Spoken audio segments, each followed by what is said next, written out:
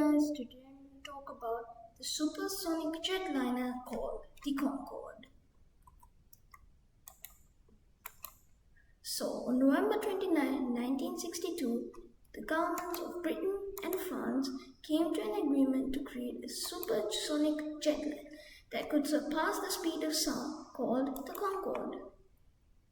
Construction began on 1969 and the Concorde went commercial on 1976.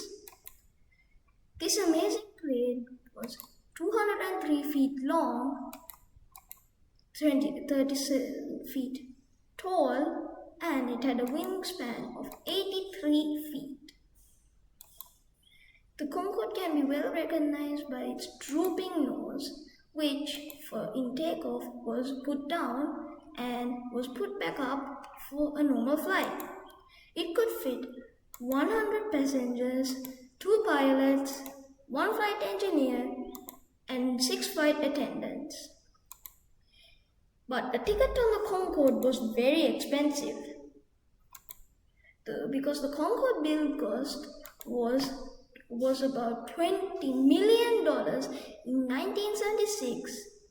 That's $100 million today. And it burnt about 6,770 gallons of fuel per hour when in flight. The Concorde was so expensive because it cost a lot to build and fly. So a ticket on the Concorde was about $12,000 for transatlantic flight. But many argue that this cost was worth it because the Concorde can fly from New York to London in about 3 hours, while a regular plane would take 7 hours. This is because the Concorde was incredibly fast.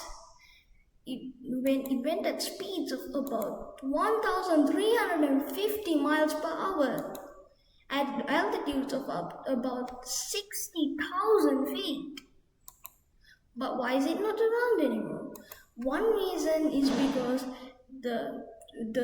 when it broke the sound barrier, it created a large noise, and many people near airports protested these planes because they thought that the plane's boom was very annoying.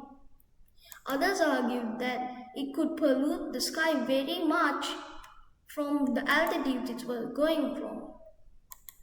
Eventually, it was only allowed to land in 2 airports in the USA and its flights were limited. And many people said that it was uncomfortable going on the Concorde, especially because it was very loud. And because of the tilt of the plane, many people said it was like sitting in a dentist chair.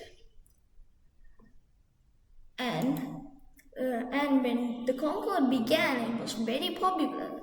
But soon it became very less popular, especially after the tragedy that happened on July 25th in the year 2000.